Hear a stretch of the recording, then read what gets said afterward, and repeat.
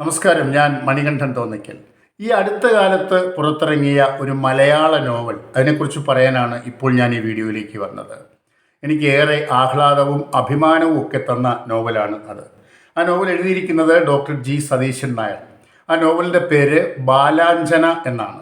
തോന്നിക്കൽ സാംസ്കാരിക സമിതിയിൽ വെച്ച് ഈ അടുത്ത കാലത്താണ് അത് പ്രകാശനം ചെയ്തത്. ഇതിനോടകം തന്നെ നല്ല വായനക്കാർ ധാരാളം പേർ ഈ നോവൽ വായിക്കുകയും അഭിപ്രായങ്ങളൊക്കെ കുറിക്കുകയും ചെയ്തു. എനിക്കെന്തുകൊണ്ടാണ് ഈ നോവൽ ഏറെ ഇഷ്ടപ്പെട്ടത്, അഭിമാനം തോന്നിയതെന്ന് ചോദിച്ചാൽ, ഇതെഴുതിയ ഡോക്ടർ ജി സതീശൻ നായർ തോന്നയ്ക്കൽക്കാരനാണ്, എൻ്റെ അയൽവാസിയാണ്. മാത്രമല്ല, അദ്ദേഹത്തിൻ്റെ ചെറുപ്പകാലം മുതൽ ഞങ്ങൾക്ക് ഈ തോന്നയ്ക്കൽക്കാർക്ക് കുമാരനാശാൻ എന്ന കവിയോട് ഒരു കുഞ്ഞുമണിയോളം ഒരു ചെറിയ താല്പര്യം കൂടുതലുണ്ട്. കാരണം നമ്മൾ ഈ സ്കൂളിലൊക്കെ പഠിക്കുമ്പോൾ വിശിഷ്ട അതിഥികളായിട്ട് എത്തുന്ന ആളുകളൊക്കെ പറയും, സാംസ്കാരിക പ്രവർത്തകരൊക്കെ പറയും, ഇത് ആശാൻ്റെ മണ്ണാണ്, തോന്നയ്ക്കൽ മഹാകവി കുമാരനാശാൻ്റെ മണ്ണാണ് എന്നൊക്കെ പറയും. കൂടാതെ സ്കൂളിൽ നിന്നൊക്കെ ഞങ്ങളെ ആശാൻ സ്മാരകം കൊണ്ടുപോയി അധ്യാപകർ കാണിച്ചിട്ട് അവിടുത്തെ പ്രത്യേകതകളെക്കുറിച്ചും ആശാൻ്റെ കൃതികളെക്കുറിച്ചും ഒക്കെ പറഞ്ഞു തരും. കുറച്ചുകൂടെ മുതിർന്നപ്പോൾ ആശാൻ സ്മാരകത്തിൽ നടക്കുന്ന സാംസ്കാരിക പരിപാടികളിലും മറ്റുമൊക്കെ പങ്കെടുക്കുകയും അങ്ങനെ ആശാൻ കൃതികളോട് വല്ലാത്തൊരു അടുപ്പം ഉണ്ടാവുകയും ചെയ്തു.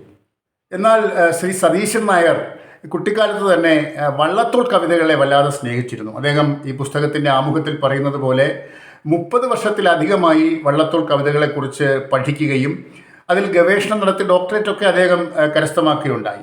എന്നിട്ടും അദ്ദേഹം വള്ളത്തോളിൻ്റെ കൃതികളൊക്കെ ഇങ്ങനെ ആവർത്തിച്ച് വായിക്കാറുണ്ട്. അങ്ങനെ വള്ളത്തോളിൻ്റെ ജീവിതത്തെ ആസ്പദമാക്കി രചിക്കപ്പെട്ട ഒരു നോവലാണ് ബാലാഞ്ജന എന്ന നോവൽ. ഒരുപക്ഷെ മലയാളത്തിൽ ഇതിനു മുമ്പ് ഇങ്ങനെ ഒരു നോവൽ ഉണ്ടായിട്ടില്ല. വള്ളത്തോളിൻ്റെ ജീവിതം ഒരു നോവലായി വരുന്നത് ഇതാണ്. വള്ളത്തോളിൻ്റെ ജീവിത യാത്രയിലൂടെയാണ് ഈ നോവൽ ആരംഭിക്കുന്നത്. കുന്നംകുളത്തെ കക്കാട്ട് കോവിലകത്ത് വള്ളത്തോൾ എത്തുന്നു. അവിടെ തങ്ങിയിട്ട് കഥകളി കാണുന്നു. കഥകളിയിലെ രാവണൻ്റെ പ്രവേശം അല്ലെങ്കിൽ രാവണൻ്റെ അവതരണം വികലമായിട്ട് വിപ്രലംബ ശൃംഗാരം എന്നൊക്കെ നമ്മൾ പറയുന്ന ആ മനോഹരമായ ഭാവം അതീവ വികൃതമായിട്ട് അവതരിപ്പിച്ച ശങ്കരവാര്യർ എന്ന് പറയുന്നൊരു കഥാപാത്രം നമ്മുടെ മനസ്സിലേക്ക് തിരശീല നീക്കി ഇങ്ങനെ കടന്നു വരുന്നു.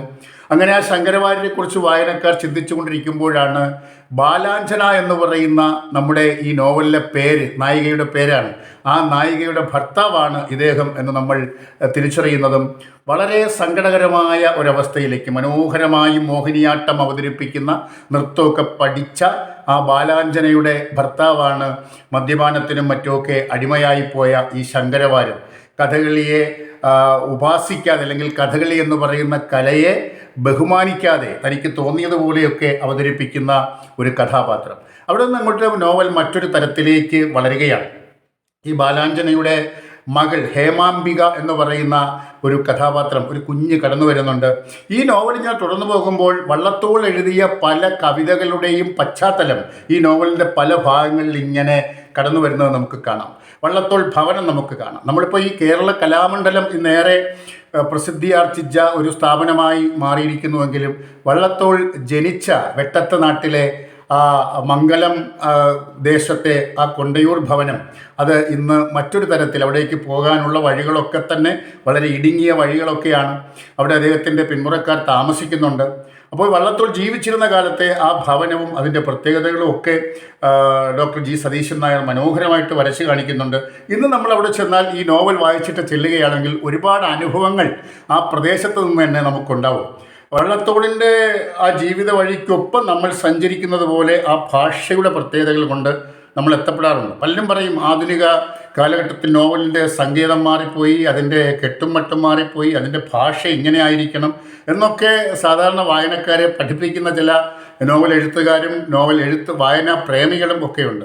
വായന ആസ്വദിക്കുക, വായിക്കുക എന്ന് പറയുന്നത് ഓരോരുത്തരുടെ ഇഷ്ടമാണ്. എഴുതുന്നത് ഒരാളിൻ്റെ ഇഷ്ടമാണ്. അദ്ദേഹത്തിൻ്റെ സങ്കേതത്തിനനുസരിച്ച്, അദ്ദേഹത്തിൻ്റെ ഇഷ്ടത്തിനനുസരിച്ചാണ് അദ്ദേഹത്തിൻ്റെ തൂലികയിൽ നിന്നും വാക്കുകൾ വരിക. അദ്ദേഹത്തിൻ്റെ കടലാസിൽ അക്ഷരങ്ങളായി പിറന്നു വീഴുന്നത്, വാക്കുകൾ പിറന്നു വീഴുന്നത് അദ്ദേഹത്തിൻ്റെ ഇച്ഛയ്ക്കും അദ്ദേഹം പരിചയിച്ചിട്ടുള്ള ജീവിത സാഹചര്യങ്ങൾക്കും അനുസരിച്ചിട്ടാണ്.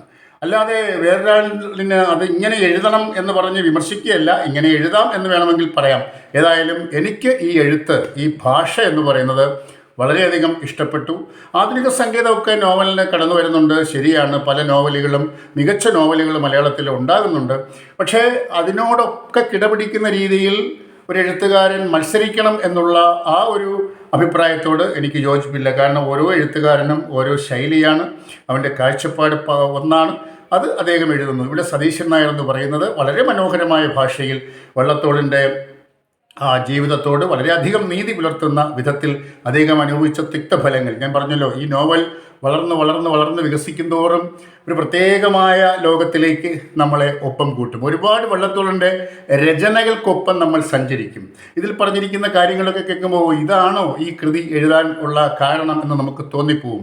സ്വാതന്ത്ര്യ സമരത്തെക്കുറിച്ചിട്ട്, ദേശീയതയെക്കുറിച്ച് വള്ളത്തോളിൻ്റെ അഭിപ്രായങ്ങൾ, അദ്ദേഹം ഗാന്ധിജിയുമായിട്ടും അതുപോലെ തന്നെ നെഹ്റുവുമായിട്ടുമൊക്കെ തൻ്റെ അഭിപ്രായങ്ങൾ പങ്കുവയ്ക്കുന്ന ആ ഒരു സാഹചര്യം, ഇതെല്ലാം ഈ നോവലിൽ കഥകളിയിലെ പഴയകാലത്തെ പ്രമുഖരായിട്ടുള്ള നടന്മാരുമായിട്ടുള്ള ബന്ധം, അവരുടെ ജീവിത ചുറ്റുപാടുകൾ, കഥകളി അവതരിപ്പിക്കുന്നതിന് വേണ്ടി അല്ലെങ്കിൽ കഥകളി പഠിപ്പിക്കുന്ന ആശാന്മാർക്ക് ശമ്പളം കൊടുക്കുന്നതിന് വേണ്ടി ഷോഡതി നടത്തിയ, അതുപോലെ തന്നെ ഭിക്ഷയെടുത്ത് അതിനുവേണ്ടി പണം കണ്ടെത്തിയ ഒരു സാഹചര്യം, അതൊക്കെ മനോഹരമായിട്ട് ഇതിൽ വരച്ചു കാണിക്കുന്നുണ്ട്. അങ്ങനെ എല്ലാം കൊണ്ടും നന്മയുള്ള അല്ലെങ്കിൽ എല്ലാം കൊണ്ടും മെച്ചപ്പെട്ട, നമുക്ക് വായിക്കും തോറും വീണ്ടും വായിക്കാൻ തോന്നുന്ന ഒരു നോവലാണ് ബാലാഞ്ജന.